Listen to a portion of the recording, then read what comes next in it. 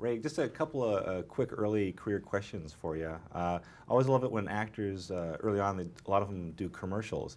Now, didn't you do a commercial for a certain record collection a long time ago? For KTEL Records. It was the third day I was in New York.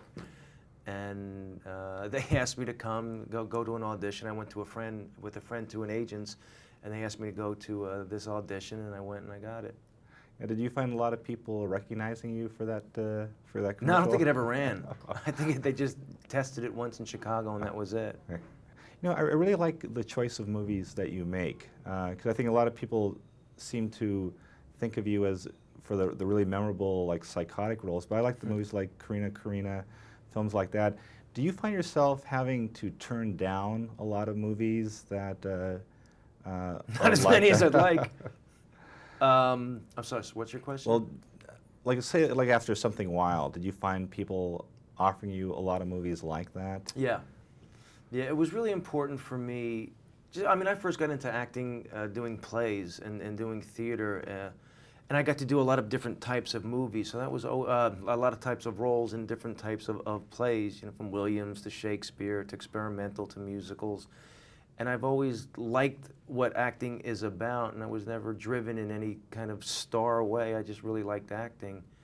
And I wanted to incorporate that with the movies. I wanted to get a good base of opportunities.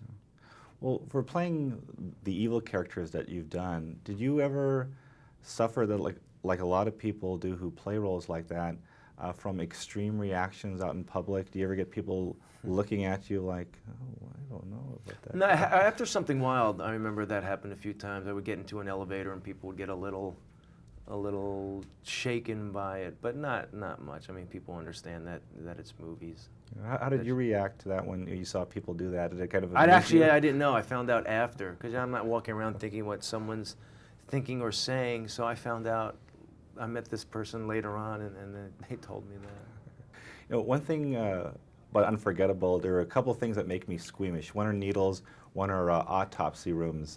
When you went to the LA coroner's office, how blasé are those guys about meeting a movie actor and taking them around? Were they pretty excited, or were they pretty... Well, I think anybody who ventures into the autopsy room and they're kind of excited that there's someone different there besides a cop or a lawyer or a fellow doctor.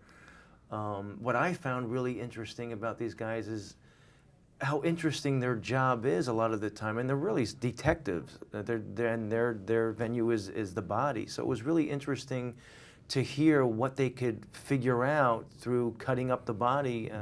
It was very fascinating. So what did they show you? I mean, how much trepidation did you have when you walked in there? I mean, I'd be scared out of my wits going into a place like that.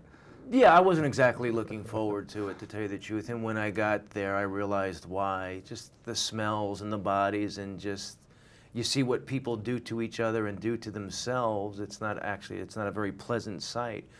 So I went once, and that was it. I got all the info I needed. You know, a lot of us last night were talking about the whole concept of the movie, about getting into somebody else's memory.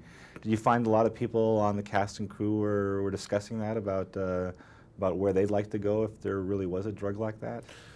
No, I mean, I think when you're on a movie set, you're really just so focused on making the movie, and this was really a committed group of people. I mean, I think as you could tell by the movie, it's just really an e-ticket ride, and everybody was so committed to making this movie the best that they could that they pretty much focused on that. You know, a lot of physical stuff in this movie. You're dodging motorcycles, and in some of the scenes it looks like you're actually doing the rolling out of the way of the motorcycle. Getting banged around. How banged up were you by the end of the shoot? Yeah, it was pretty brutal. The fire, I was pretty much in the fire. It was mostly me. I think we used a stunt guy for a couple shots. It was a very physically demanding movie, like I said before, because the action just never stops. It definitely banged me up, and my back would get a little wrenched out of shape, but it was fun.